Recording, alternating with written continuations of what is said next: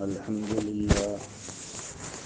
لله نحمده ونستعينه ونستغفره ونؤمن به ونتوكل عليه ونعوذ بالله من شرور أنفسنا ومن سيئات أعمالنا من يهده الله فلا مضل له ومن يضلله فلا هادي له وأشهد أن لا إله إلا الله وحده لا شريك له وأشهد أن سيدنا ونبينا وإمامنا ومولانا محمدا عبده ورسوله صلى الله تعالى عليه وعلى آله وأصحابه وذرياته وبارك وسلم تسليما كثيرا كثيرا أما بعد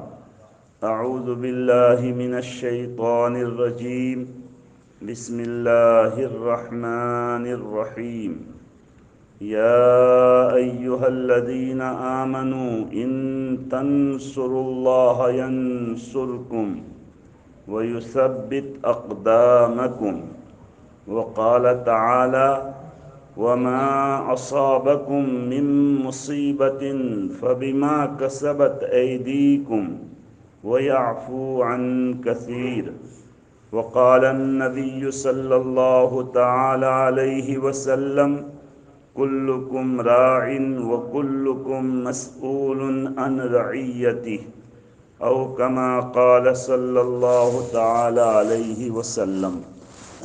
معزز و مکرم حاضرین کرام، دینی بھائیوں، دوستوں، بزرگوں اور اپنے گھروں میں بیٹھ کر سننے والی ماؤں اور بہنوں، جو حضرات مسجد میں بیٹھے ہیں وہ اعتکاف کی بھی نیت کر لیں۔ جتنی دیر یہاں بیٹھ کر دین کی باتیں سنیں گے اعتکاف کا بھی مفت میں ثواب ملتا رہے گا۔ اسی طرح اگر یہ نیت کر لیں کہ عشاء کی نماز پڑھ کر مسجد سے گھر جانا ہے، تو حدیث میں ہے کہ جب کسی نماز کی نیت سے آدمی مسجد میں بیٹھتا ہے تو فرشتے برابر ان کے لیے دعا کرتے ہیں، اللہم ارحمہ اللہم اغفر لہ، اے اللہ رحم فرما اس آدمی پر، اے اللہ ان کی مغفرت فرما دے۔ جب تک وہ باوضو بیٹھا رہتا ہے فرشتے ان کے لیے دعا کرتے رہتے ہیں۔ تو دین کی باتیں سننے کی نیت سے بیٹھنا یہ بھی اجر اور ثواب کا کام ہے، اعتکاف کی نیت سے مسجد میں بیٹھنا یہ بھی ثواب کا کام ہے، اور نماز کے انتظار میں بیٹھنا یہ بھی ثواب کا کام ہے۔ حدیث میں ہے انما الاعمال بالنیات، آدمی جب کسی نیک عمل میں مختلف نیتیں کرتا ہے تو اللہ تعالیٰ ہر نیت کے مطابق ان کو اجر دیتے ہیں۔ جیسے ایک آدمی 2 رکعت نفل پڑھے، وضو کر کے تحیۃ الوضو کی بھی نیت کر لیا، تحیۃ المسجد کی بھی نیت کر لیا، صلاۃ الاستغفار کی بھی نیت کر لیا، صلاۃ الحاجت کی بھی نیت کر لیا، تو 2 ہی رکعت پڑھے گا مگر ان تمام نمازوں کا ان کو اجر اور ثواب ملے گا۔ اس لیے امام بخاری رحمۃ اللہ علیہ نے فرمایا نیت المؤمن خیر من عملی، مومن کی نیت مومن کے عمل سے بہتر ہوتی ہے، کیونکہ آدمی نیت کی وجہ سے چھوٹے عمل کو وزنی بنا دیتا ہے، ایک عمل کو کئی عمل کے برابر بنا دیتا ہے۔ تو اس لیے حاضرین مسجد یہ نیت بھی کر لیں کہ ہم جتنی دیر یہاں بیٹھے ہیں اعتکاف کی نیت کر رہے ہیں، اور عشاء کی نماز پڑھ کر یہاں سے جائیں گے تو انتظار نماز کا بھی اجر اور ثواب ملے گا۔ میرے بھائیوں، دوستو، بزرگوں، سب سے پہلے تو میں آپ کو مبارکباد پیش کر رہا ہوں کہ الحمدللہ آپ نے 60-70 سال میں آپ نے یعنی آپ کے باپ دادا جو بھی یہاں آئے اس ملک میں دین کے ساتھ آپ اپنے کاروبار کو، اپنے کام کو آگے بڑھائے، اور ایک ایسا دینی رنگ یہاں پر آپ نے بھر دیا کہ بہت سے علاقے ایسے ہیں کہ وہاں جانے سے آدمی کو نہیں معلوم ہوتا ہے کہ ہم انگلینڈ میں ہیں یا بغداد میں ہیں یا مکہ اور مدینہ میں ہیں۔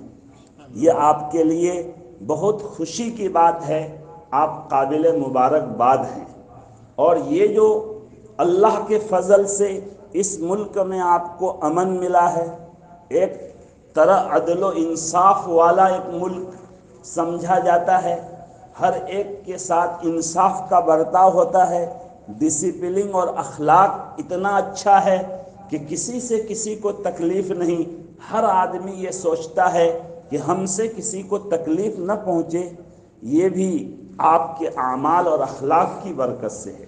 چنانچہ مشکات شریف میں ایک حدیث قدسی ہے، حضرت ابو الدرداء رضی اللہ عنہ ایک صحابی ہیں، وہ فرماتے ہیں کہ نبی صلی اللہ علیہ وسلم نے فرمایا کہ اللہ تعالیٰ کا یہ ارشاد ہے کہ انا اللہ لا الہ الا انا مالک الملوک و ملک الملوک۔ اللہ فرماتے ہیں کہ دیکھو میں معبود ہوں، میرے علاوہ کوئی معبود نہیں، اور میں تمام بادشاہوں کا بادشاہ ہوں، تمام بادشاہوں کا میں مالک ہوں۔ قلوب الملوک فی یدی، تمام بادشاہوں کا دل میری مٹھی میں ہے، میرے قبضے میں ہے۔ ان العباد اذا اطاعونی، بندے جب میری فرما برداری کرتے ہیں، حولت قلوب ملوکہم علیہم بالرحمت والرأفت، تو ان کے حکمرانوں کے دلوں کو میں ان کے لیے نرم کر دیتا ہوں، ان کے حکمرانوں کے دلوں میں ان کی محبت ہمدردی پیدا کر دیتا ہوں۔ وَإِنَّ الْعِبَادَ إِذَا عَصَوْنِي، اور بندے جب میری نافرمانی کرتے ہیں، شریعت اور سنت کے مطابق زندگی نہیں گزارتے، تو حولت قلوب ملوکہم علیہم بالنقمۃ والسخطۃ، تو ان کے بادشاہوں کے دلوں کو ان پر سخت کر دیتا ہوں، ان کے بادشاہوں کے دلوں میں پبلک اور رعایا کی چڑھ پیدا ہو جاتی ہے، نفرت پیدا ہو جاتی ہے۔ فَسَامُوهُمْ سُوءَ الْعَذَابِ، اور وہ طرح طرح کی مصیبتوں میں عجیب عجیب قانون بنا کر اپنے پبلک کو پریشانی میں جو ہے وہ بادشاہ حکمراں ڈالتے۔ بہت سے ملکوں میں اس کی مثال آپ کو ملے گی کہ قانون کیوں بنتا ہے؟ تاکہ پبلک پریشان ہو، حکومت کا کوئی فائدہ نہیں۔ تو یہ کیوں ہوتا ہے؟ بندوں کے برے اعمال کی وجہ سے۔ اللہ فرماتے ہیں کہ اگر ایسے حالات کسی ملک میں ہوں تو فلا تشغلوا انفسکم بالدعاء علی الملوک، تو بادشاہوں کو برا بھلا کہنے میں اپنے آپ کو مشغول مت کرو، اپنا ٹائم اپنا وقت برباد مت کرو۔ ولیکن اشغلوا انفسکم بالدعاء والذکر، اور ایک روایت بالدعاء والتضرع، اپنے آپ کو اللہ سے دعا مانگنے میں، گریہ زاری کرنے میں، اللہ کو یاد کرنے میں لگا دو کہ اللہ ہم سے گناہ ہوا، ہم سے غلطی ہوئی، جس کی وجہ سے ہمارے حکمرانوں کے دلوں میں ہمارے خلاف جو ہے نفرت پیدا ہو گئی۔ تو یہ جو امن آپ یہاں پر محسوس کرتے ہیں، تو یہ امن آپ کے نیک اعمال کی برکت سے ہے، آپ کے آباء و اجداد کی نیک نیتی کی برکت سے ہے۔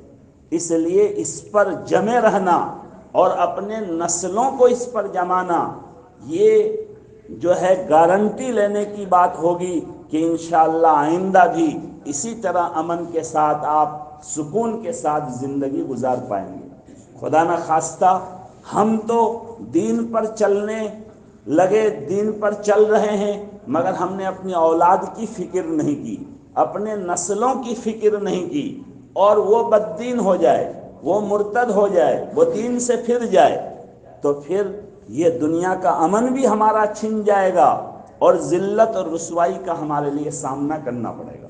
چنانچہ میں نے آپ کے سامنے قرآن کریم کی 2 آیت تلاوت کی۔ ایک آیت میں اللہ فرماتے ہیں، اے ایمان والو، اگر تم اللہ کے دین کی مدد کرو گے، اللہ کو کیا ضرورت ہے اپنے مدد کی اور دین کے مدد کی؟ دین کی مدد کرو گے، یعنی دین پر چلو گے، دین کی تبلیغ کرو گے، تو اللہ تمہاری مدد کریں گے اور تمہارے پاؤں کو جما دیں گے، تم کو ثابت قدم بنا دیں گے۔ آپ کے باپ دادا نے یہاں آ کر اللہ کے دین کے مطابق زندگی گزاری، اللہ نے ان کے پاؤں کو جما دیا، ان کے لیے ماحول اور کو سازگار بنا دیا، ان کے لیے دین پر عمل کرنا اور کرانا آسان کر دیا۔ تو اللہ یہ فرماتے ہیں کہ تم میری مدد کرو گے، یعنی میرے دین پر چلو گے تو میں تمہاری مدد کروں گا اور تم کو ثابت قدم کر دوں گا۔ اور دوسری آیت میں اللہ فرماتے ہیں وَمَا أَصَابَكُم مِّن مُّصِيبَةٍ، تم پر جو مصیبت آتی ہے فَبِمَا كَسَبَتْ أَيْدِيكُمْ، وہ تمہارے اپنے کرتوت کی وجہ سے ہوتا ہے۔ وَيَعْفُو عَن كَثِيرٍ، اللہ تو بہت معاف کر دیتے ہیں، کبھی کبھی تھوڑا سا جھٹکا لگاتے ہیں، ورنہ آپ اگر پوری دنیا کے مسلمانوں کے بدحالی کو دیکھیں گے تو وہ ترکی اور جو ہے شام میں صرف زلزلہ نہیں آنا چاہیے، پورے دنیا میں زلزلہ پیدا ہو جانا چاہیے، لیکن اللہ عام طور سے معاف کرتے ہیں، کبھی کبھی جھٹکا دیتے ہیں تاکہ ہم سدھر جائیں۔ ایسے موقع میں بعض لوگ یہ سمجھتے ہیں اور یہ کہتے ہیں کہ سب مصیبت مسلمانوں ہی پر آتی ہے، مسلمان کم سے کم اللہ کا نام تو لیتے ہیں، کم سے کم کلمہ تو پڑھتے ہیں، کم سے کم جو کبھی جمعہ ہی کے دن صحیح مسجد میں تو آتے ہیں، پھر مصیبت انہی پر، زلزلہ بھی انہی پر، سیلاب انہی پر، حالات انہی پر، اور جو اللہ کو مانتے ہی نہیں، اللہ کا انکار کرتے ہیں تو ان پر کچھ حالات نہیں، وہ بہت دندناتے پھر رہے ہیں۔ یہ شریعت کو، قرآن و حدیث کو نہ سمجھنے کی وجہ سے اشکال ہوتا ہے۔ آپ خود سوچئے کہ جس اسکول میں کوئی بچہ ایڈمیشن لے گا، اسکول کا قانون تو ان پر چلے گا۔ ایک بچہ ایڈمیشن نہیں لیا تو اسکول کا پرنسپل، اسکول کا قانون اس بچے پر نہیں چلائے گا۔ کیوں بھائی؟ وہ ہمارے اسکول میں ایڈمیشن ہی نہیں لیا ہے۔ تو ہم اللہ کے دین میں ایڈمیشن لیے، ہم کلمہ توحید لا الہ الا اللہ پڑھ لیے، یعنی اللہ سے وعدہ کر لیے کہ ہم اب آپ کے دین کے مطابق، آپ کے قانون کے مطابق، آپ کے اسکول کے سسٹم کے مطابق زندگی گزاریں گے۔ ہمارا ایڈمیشن ہوا، اب اگر ہم قانون کے خلاف ورزی کریں گے تو پکڑ ہماری ہوگی۔ اور جس نے ایڈمیشن ہی نہیں لیا، اب وہ بچہ چاہے کچھ بھی کرے، اسکول کے دروازے کے باہر وہ شراب پیے، ناچے، کھیلے کودے، کچھ بھی کرے، پرنسپل آنکھ چڑھا کر بھی ان کو نہیں دیکھ سکتا ہے۔ کیوں؟ وہ ہمارے اسکول کا بچہ نہیں۔ تو ایک بات تو یہ ہے کہ گناہوں کی وجہ سے جو ہے حالات ہم ہی پر آئیں گے، چونکہ ہم اللہ کے مدرسے میں ایڈمیشن لیے ہیں، اور جو ایڈمیشن نہیں لیے ہیں اللہ نے ان کو آزاد چھوڑ دیا ہے۔ چنانچہ حدیث ہے کہ یہ دنیا جو ہے کافروں کے لیے، اللہ کے نہ ماننے والوں کے لیے جنت ہے، اور مسلمانوں کے لیے جیل خانہ ہے۔ لہذا ان کے لیے تو جنت یہی ہے، ان پر کیوں حالات آئیں گے؟ وہ تو ہماری وجہ سے کبھی کبھی وہ بھی پس جاتے ہیں، ورنہ ان پر اس دنیا میں حالات آنے کا کوئی سوال ہی نہیں ہے۔ اس دنیا کو تو ان کے لیے جنت بنائے ہیں، ان کے لیے یہاں حالات، یہاں پکڑ، یہاں مصیبت آنا یہ ہمارے لیے ہے، ہماری وجہ سے ہے کہ صرف ہم ہی پر حالات آئیں، ان پر نہ آئے تو ہم مایوس ہو جائیں گے، اس لیے کبھی کبھی ان پر بھی آ جاتے ہیں، ورنہ ان کے لیے تو اللہ نے جہنم تیار کر رکھا ہے، اللہ نے ہمیشہ کی سزا ان کے لیے تیار کر رکھا ہے۔ الدنیا جنت للکافر، الدنیا سجن للمومن، مومن کے لیے تو جیل خانہ ہے۔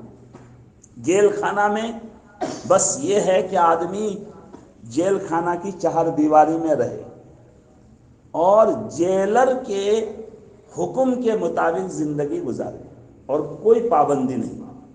آپ کے ملک میں تو جیل خانوں میں جو ہے اتنا آرام ہے کہ دوسرے ملک کے 5 اسٹار ہوٹل میں بھی اتنا آرام نہیں، بس یہی پابندی ہے کہ باہر نہیں جا سکتا ہے، اور جیلر کا حکم مان کر چلنا پڑے گا۔ بالکل ہمارے لیے بھی دنیا جیل خانہ ہے، شریعت کی ایک چہار دیواری ہے، اس چہار دیواری کے اندر ہم کو رہنا ہے، قرآن و سنت کے مطابق زندگی گزارنا ہے، اللہ رسول کا حکم مان کر زندگی گزارنا ہے، اور کوئی پابندی نہیں۔ ہم بہترین کھانا کھائیں، بہترین مکان میں رہیں، بہترین گاڑی پر چلیں، عیش کریں، کوئی بات نہیں۔ اسلام بہت خوبصورت مذہب ہے۔ ہمارے آقا و مولا جناب محمد الرسول اللہ صلی اللہ علیہ وسلم بہت کم دام کے لباس بھی پہنے ہیں، بہت اعلیٰ کوالٹی کا لباس بھی آپ نے پہنا ہے۔ آپ کے گھر میں 2 مہینے تک فقر و فاقہ ہوا ہے تو بہت مرتبہ اعلیٰ قسم کا کھانا بھی آپ نے کھایا ہے۔ بہت مرتبہ جو ہے ہم ایک طرفہ باتیں بول کر سمجھتے ہیں کہ ہمارے آقا کی سنت یہی ہے کہ بس بھوکا رہو، نہیں، اللہ کے نبی علیہ السلام کی اگر پوری زندگی کا مطالعہ کریں گے تو آپ بہت مالدار تھے، بہت آپ کی معیشت مضبوط تھی۔ چنانچہ ماں خدیجہ رضی اللہ عنہا اپنا پورا مال آپ کے قدم پر نچھاور کر دی تھی۔ چنانچہ جب نبوت ملی ہے تو اللہ کے نبی علیہ السلام کو ماں خدیجہ تسلی دی کہ آپ غریبوں کی مدد کرتے ہیں، تصل الرحم، صلہ رحمی کرتے ہیں، مہمان نوازی کرتے ہیں۔ بتائیے جن کے پاس پیسے ہوں گے وہی نا مہمان نوازی کرے گا، وہی نہ غریبوں کی مدد کرے گا، وہی نہ جو ہے رشتہ داروں کا حق ادا کرے گا پورا۔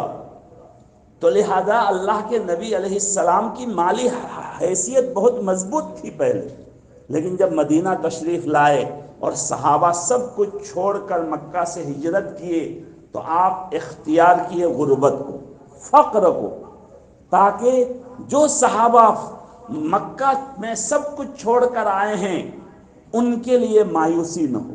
تو آپ کا فقر اختیاری تھا، لہذا مال کمانا یہ کوئی بری بات نہیں ہے۔ جو ہے حضرت عثمان غنی، حضرت عبد الرحمن ابن عوف اس زمانے کے کروڑ پتی نہیں، ارب پتی تھے۔ اسلام میں کوئی رکاوٹ نہیں، بس یہ ہے کہ اسلام کے دائرے میں رہنا ہے، شریعت اور سنت کے مطابق چلنا ہے، قرآن و حدیث کے مطابق زندگی گزارنی ہے، بس یہی پابندی ہے۔ اور بہت مرتبہ ہم یہ بھی کہتے ہیں کہ ہم لوگ اتنا روتے ہیں، اتنی دعائیں کرتے ہیں، پھر بھی حالات نہیں بدلتے۔ وہاں مسلمانوں پر ظلم ہو رہا ہے، وہاں ظلم ہو رہا ہے، وہاں آفت آ گئی، وہاں مصیبت آ گئی۔ الحمدللہ اللہ آپ حضرات کو جزائے خیر دے۔ جہاں بھی کوئی مصیبت آتی ہے یہاں کے مسلمان اپنے ان مسلمان بھائیوں کا خیال کرتے ہیں، وہاں ریلیف بانٹتے ہیں، وہاں فوراً جا کر ان کی ضروریات میں حصہ لیتے ہیں، آپ کو سب معلوم ہے۔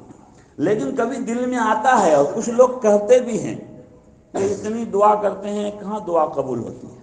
آپ اس کو ایک مثال سے سمجھیے کہ اگر آپ ٹیچر ہیں اور 10 اسٹوڈنٹس آپ کے پاس پڑھائی کر رہا ہے، ایک نے آپ کی شان میں گستاخی کر دیا، ٹیچر اور سر کے ساتھ بے ادبی کیا، اب آپ ناراض ہو گئے۔ اب وہ جو بچہ ہے، وہ طالب علم، وہ تو بالکل سینہ تان کے کلاس میں بیٹھا ہے، اور دوسرے ساتھی کہتے ہیں سر سوری، سر معاف کر دیجئے، تو کیا سر معاف کر دیں گے؟ نہیں کریں گے۔ کب معاف کریں گے؟ جب وہ غلطی کرنے والا، گستاخی کرنے والا طالب علم کہے کہ سر مجھ سے غلطی ہو گئی، معاف کر دیجئے، اور سب ساتھی سفارش کریں کہ سر آپ ہی کا بچہ ہے، ہو جاتی ہے غلطی، آپ معاف کر دیجئے، تو سر کا دل خوش ہو جائے گا۔ کوئی بھی ٹیچر ہو، مولانا ہو، کبھی کبھی ایسا ہوتا ہے کلاس میں کوئی بچہ ایسی گستاخی کر دیتا ہے کہ دل ٹوٹ جاتا ہے، پھر آدمی کلاس میں جاتا ہے تو نظر اٹھا کے نہیں پڑھاتا، نظر نیچی کر کے اپنا چپ چاپ غصے میں پڑھا دیتا ہے۔ اب جو گستاخی کیا ہے، جس کی وجہ سے سر ناراض ہیں، حضرت ناراض ہیں، وہ سوری کہنے کے لیے تیار نہیں، اور باقی سب ساتھی کہہ رہے ہیں کہ سر معاف کر دیجئے، حضرت معاف کر دیجئے، تو حضرت کا دل صاف نہیں ہوگا۔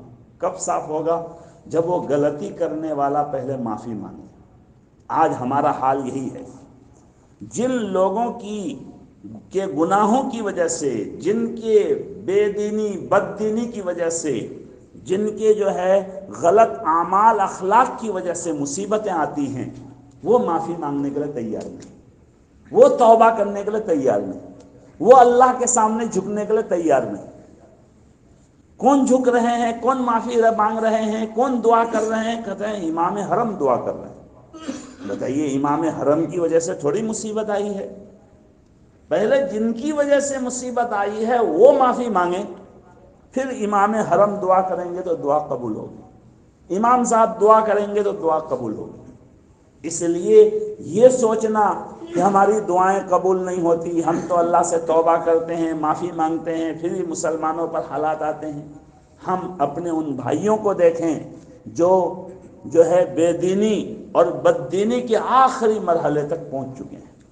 اس لیے ہماری یہ ذمہ داری ہے کہ ہم پہلے ان کو تیار کریں کہ بھائی تم شراب سے توبہ کر دو، جوا سے توبہ کر دو، غلطی بے نمازی ہو، نماز نہیں پڑھتے، نماز کی پابندی کرنے لگو، ہاتھ پاؤں پکڑ کے ان کو پہلے اللہ کے سامنے جھکائیں، پھر اللہ کے سامنے ان کو جھکائیں گے اور ہم بھی اللہ سے معافی مانگیں گے تو فوراً اللہ تعالیٰ کی رحمت ہماری طرف متوجہ ہوگی۔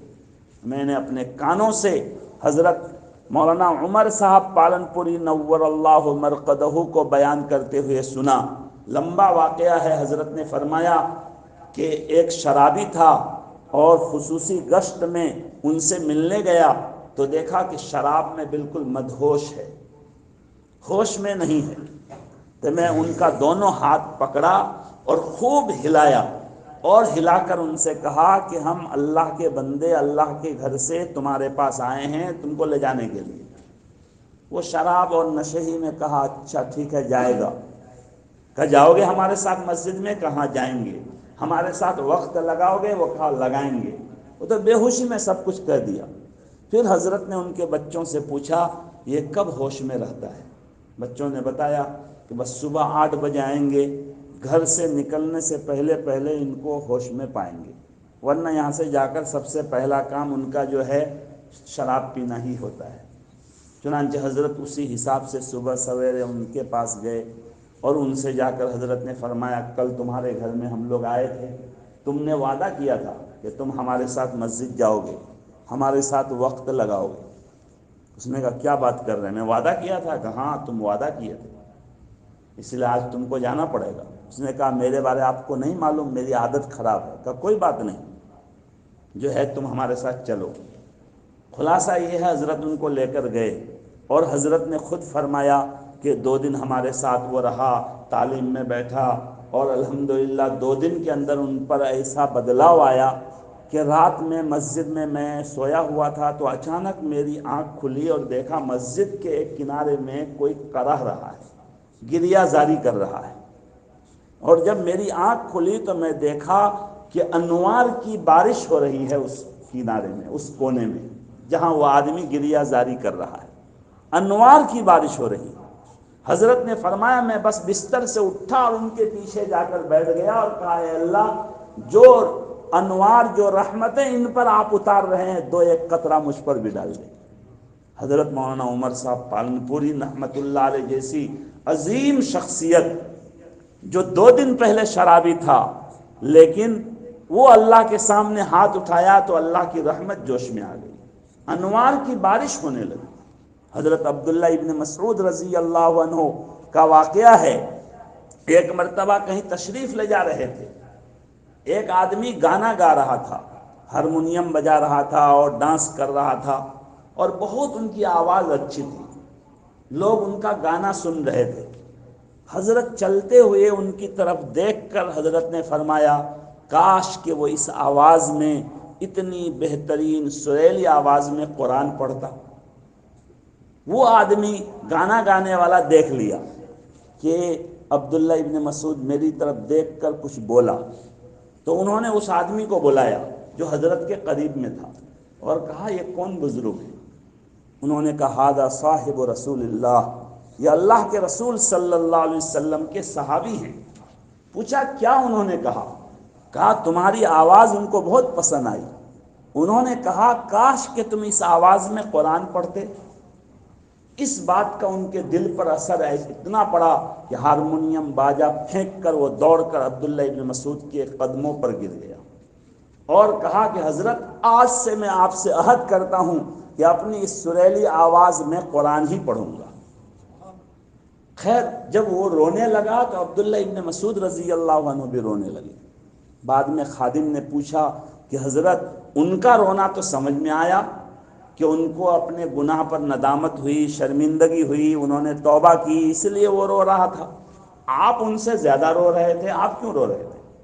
حضرت نے فرمایا کہ جیسے ہی وہ توبہ کیا اور رونا شروع کیا، میں نے دیکھا کہ وہ ولایت کے مقام پر پہنچ گیا۔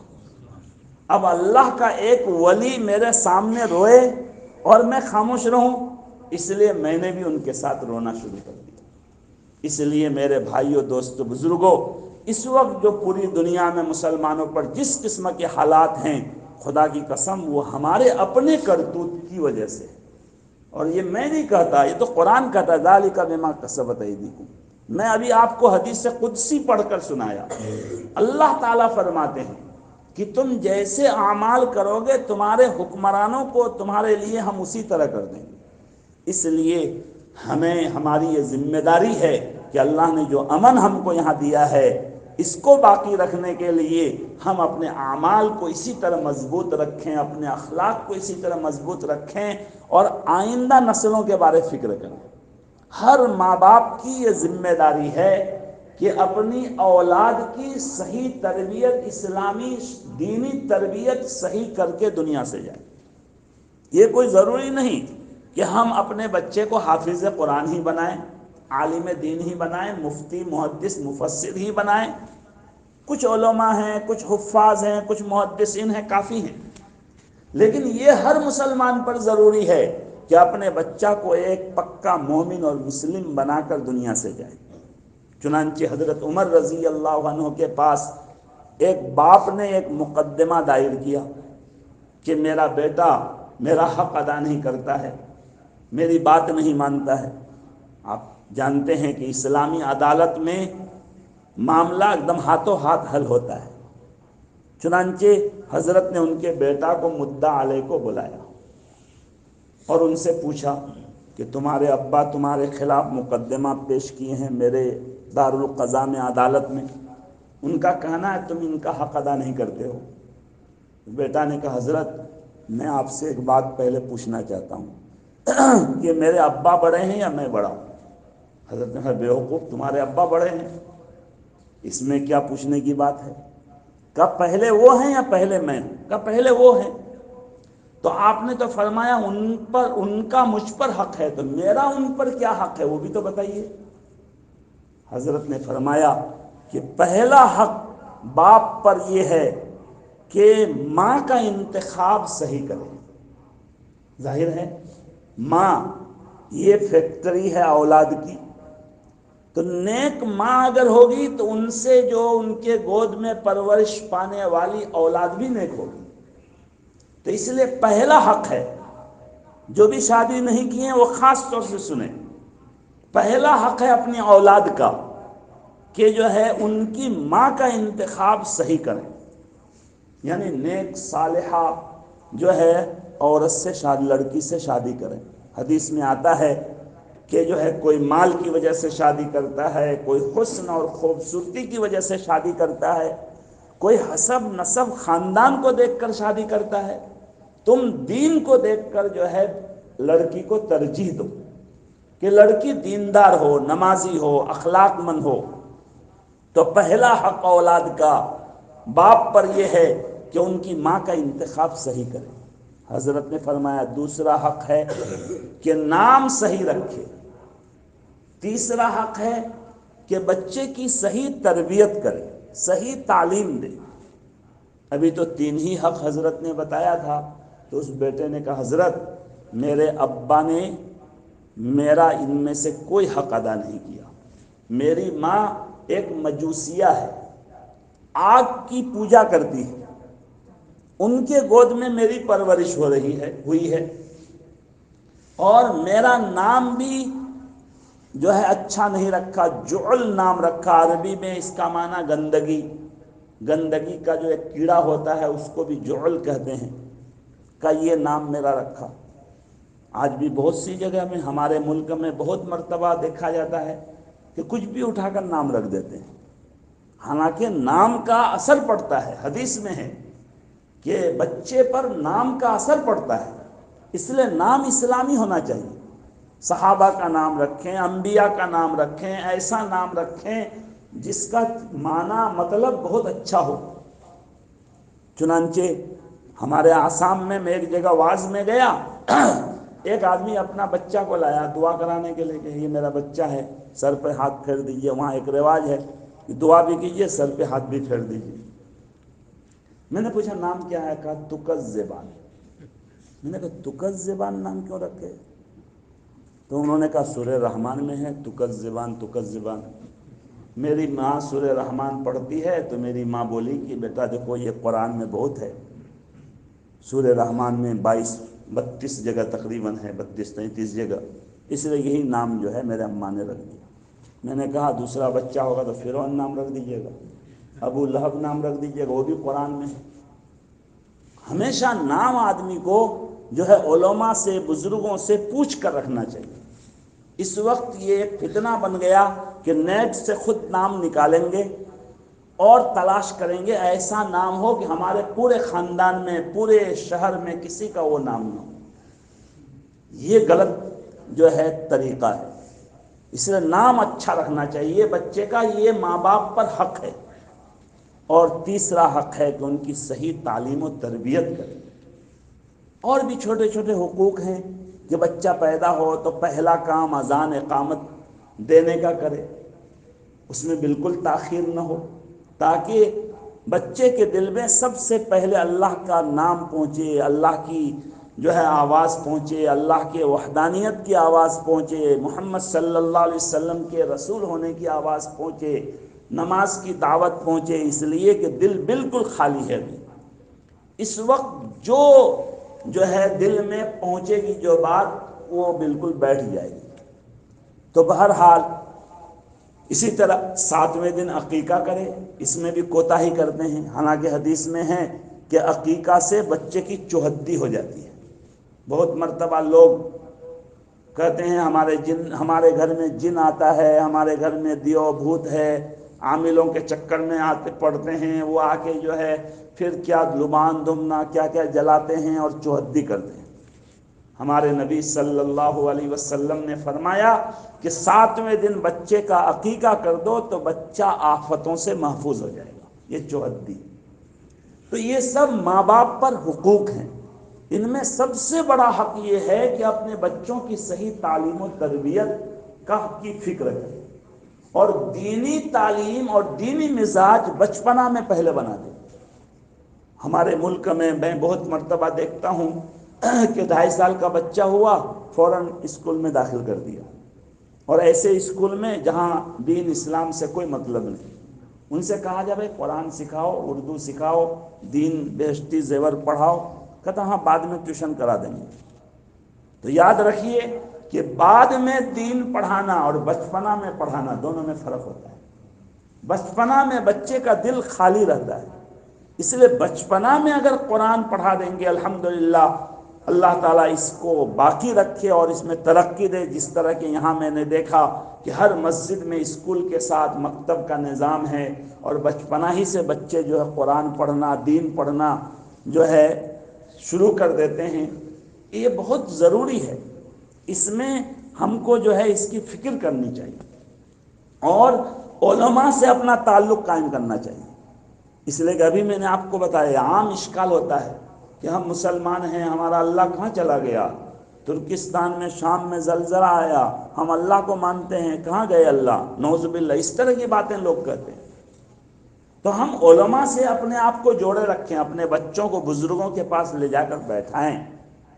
اس سے یہ ہوگا کہ ان کے دل میں کوئی شک شبہ ہوگا تو وہ اکابر سے، علماء سے جو ہے بیان کرے گا، اور ان کا وہ شبہ دور ہو جائے گا۔ ورنہ اس طرح کا شبہ دل میں مضبوط ہوتے ہوتے آدمی دین اسلام سے پھر جاتا ہے۔ تو لہذا یہ ہماری ذمہ داری ہے کہ ہم اپنی اولاد کے بارے میں فکر کریں، اور ساتھ ساتھ قرآن تو ہم بچوں کو پڑھا دیتے ہیں بچپنا میں الحمدللہ، لیکن بعد میں بھی بچہ قرآن کی تلاوت پابندی سے کر رہا ہے یا نہیں، اس کی طرف ہماری توجہ نہیں ہوتی، کیونکہ ہم خود ہی جو ہے تلاوت نہیں کرتے تو بچے کی کو تاکید کیا کریں گے۔ حالانکہ اللہ نے ایمان کے بڑھنے کے اسباب میں قرآن کی تلاوت کو سب سے اہمیت کے ساتھ بیان کیا ہے، اذا تلیت علیہم آیاتہ زادتہم ایمانا، جب قرآن کی آیت پڑھی جاتی ہے تو ایمان بڑھتا ہے۔ تو قرآن سے جن کا رشتہ مضبوط ہوتا ہے وہ دین ایمان میں پختہ ہوتا ہے۔ اس لیے ہم خود بھی اہتمام سے تلاوت کریں، پابندی سے تلاوت کریں، کبھی ناغہ نہ ہو، چاہے ایک ہی صفحہ، ایک ہی پیج جو ہے، ایک ہی رکوع تلاوت کریں، مگر پابندی کریں۔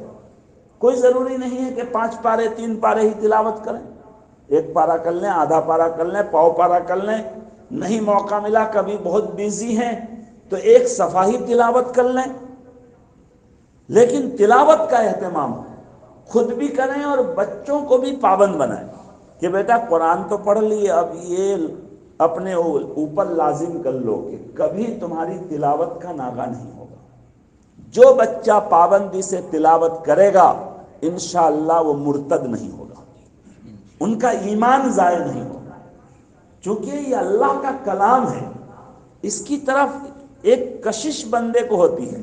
اور اس گئے گزرے دور میں ہم اتنے گنہگار بندے اللہ کے، لیکن ہم خود اس کا جو ہے آج بھی احساس کرتے ہیں کہ تلاوت کے وقت دل کی کیفیت بدل جاتی ہے، دل میں ایک روحانیت، ایک نورانیت ہم جیسے گنہگار بھی محسوس کرتے ہیں۔ لہذا یہ ماں باپ کی ذمہ داری ہے کہ جو ہے اپنے بچوں کی تربیت پر پوری توجہ دے، تو انشاءاللہ ہماری اولاد بھی دین پر قائم رہے گی، تو جہاں بھی رہے گی وہ امن کے ساتھ رہے گی، اطمینان کے ساتھ رہے گی، ہمارے قبروں میں ان کی طرف سے ہم کو ثواب پہنچتا رہے گا۔ چنانچہ آپ سنے ہوں گے کہ حدیث میں ہے کہ جب آدمی مر جاتا ہے، اذا مات الانسان انقطع عنہ عمل، ان کا عمل ختم، نماز پڑھ رہے تھے، روزہ رکھ رہے تھے، تسبیح پڑھ رہے تھے، دین کی باتیں سن رہے تھے، لیکن کب تک؟ موت تک۔ آنکھ بند ہو گئی، بس ڈبہ غائب، اب کچھ جو ہے نام اعمال میں نیکی نہیں چڑھے، مگر 3 نیکی کا سلسلہ مرنے کے بعد بھی باقی رہتا ہے۔ ان میں سے ایک نیک اولاد ہے۔ اگر کوئی نیک اولاد چھوڑ کر جائے تو جو ان کی اولاد نیکی کرے گی، چاہے وہ ایصال ثواب کرے نہ کرے، ان کی اولاد کی نیکی کا ثواب ماں باپ کو پہنچتا رہے گا۔ مثلا ہم اپنے بچے کو تلاوت کا پابند بنا دیں، بعد میں ہمارا بچہ ہمیشہ تلاوت کرتا ہے لیکن ایصال ثواب نہیں کرتا ہے کہ اللہ یہ تلاوت میں نے ایک نیکی کی، اس کا ثواب میرے ماں باپ کو پہنچا دے، نہیں دعا کر رہا ہے، پھر بھی اولاد کی نیکی کا ثواب ہم کو ملتا رہے گا۔ یہ ایک صدقہ جاریہ ہے۔ اسی طرح صدقہ جاریہ آپ جانتے ہیں، کوئی مسجد بنا دیا، مدرسہ بنا دیا، کسی غریب علاقے میں ہینڈ پائپ بنا دیا، جو ہے کنواں بنا دیا، یہ سب صدقہ جاریہ ہے۔ اسی طرح کوئی علمی کام کر دیا، مدرسے میں کتابیں دے دیا جو ہے، یا کسی کو دین کی باتیں سکھا دیا۔ ایک آدمی قرآن پڑھتا ہے، پڑھنا جانتا، وہ کسی کو پڑھنا بھی سکھا دیا، تو جب تک ان کے پڑھا ہوا بچہ دین کی خدمت کرے گا اور ان کے پاس پڑھا ہوا بچہ دین کی خدمت کرے گا، یہ علم ينتفع به، جب تک ان کے علم سے فائدہ لوگ حاصل کریں گے، ان کو صدقہ جاریہ ہے، ان کو ثواب پہنچتا رہے گا۔ تو یہ 3 نیک عمل ایسے ہیں کہ مرنے کے بعد بھی ان کا سلسلہ بند نہیں ہوتا ہے۔ اس لیے الحمدللہ آپ کے اصحاب خیر حضرات بہت سارے غریب ملکوں میں جو ہے مدرسہ بنا دیتے ہیں، مسجد بنا دیتے ہیں، کوئی کمرہ بنا دیتے ہیں، کوئی لائبریری بنا دیتے ہیں، ہینڈ پائپ جو ہے اور کنواں بنا دیتے ہیں، یہ بھی صدقہ جاریہ ہے۔ لیکن ایک صدقہ جاریہ تو آپ کے گھر میں جو ہے قائم ہو سکتا ہے کہ آپ اپنی اولاد کو نیک صالح تلاوت کرنے والا، اللہ کو یاد کرنے والا، نمازوں کی پابندی کرنے والا اگر بنا کر دنیا سے جائیں گے تو آپ کو اس کا ثواب پہنچتا رہے گا، ثواب پہنچتا رہے گا۔ اس لیے میرے بھائیوں، دوستوں، بزرگوں، ہم جس طرح سے الحمدللہ دین پر چل رہے ہیں اور ہمارے بڑوں کی محنت سے آج ہم اپنی نگاہ سے اس ملک میں جو ہے اپنے لیے ایک امن، خوشحالی اور دینی جو ہے نظام دیکھ رہے ہیں، مسجد، مکتب، مدرسہ، یہ ہم پر فرض ہے، ہم پر ذمہ داری ہے کہ ہمارے آنے والی اولاد بھی اسی طرح سے چلے، اسی طرح قائم رہے۔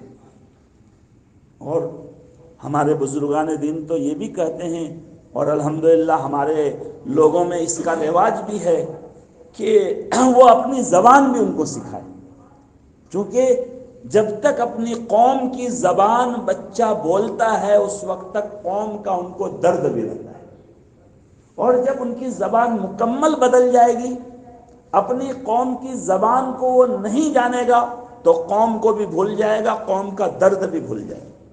چنانچہ بڑے بڑے سائنسدانوں نے، بڑے بڑے ماہرین نے یہ کہا ہے کہ کسی قوم کو اگر مٹانا ہے تو اس کی زبان کو جو ہے ختم کر دو، زبان ختم ہوگی تو قوم ختم ہو جائے گی۔